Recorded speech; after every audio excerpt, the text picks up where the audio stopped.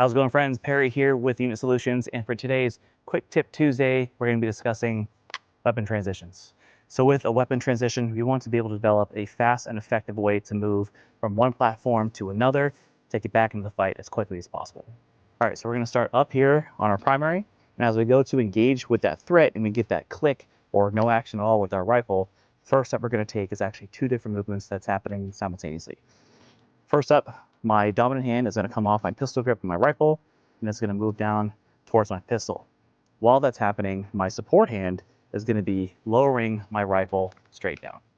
At this point in time too, also be aware of your magazine placement. For me, I like to drop the rifle straight down, but if you happen to run your mags a little bit more center of your body, you might need to drop your rifle down off to the side just to make sure you still have access to your magazines. Another method you'll see is guys will roll their rifle on the way down. So now the sling actually pins the magazine to their body. It's more secure. There's less movement. Either way works. It just depends on your preference. For me personally, it's just a lot of extra movement on the way down. But more importantly, when I need to recheck the chamber, I have to roll the rifle back over to see that chamber versus just coming straight up and seeing it right away.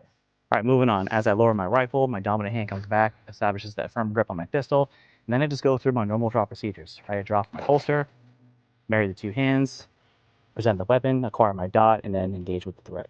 All right, so we have successfully neutralized all of our threats, and we have a pause in the firefight before we move forward.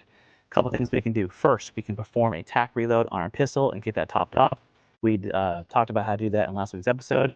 Or two, we can move directly towards getting our primary back up and running. So with our pistol still out, with our support hand, we're going to reach down, grab that rifle, and bring it up so we can see whatever the issue is. Here, I can clearly see that we have a bolt lock, no round to the chamber. I know that my mag ran dry.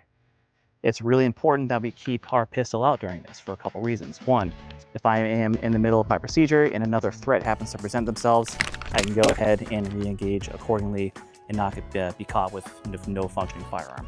And secondly, if I'm running a pistol light, which all of you should be, I can actually use that light to inspect what's going on with my rifle under dark conditions.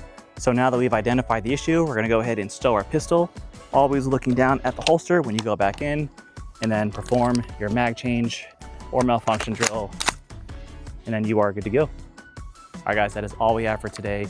We'll catch you next week.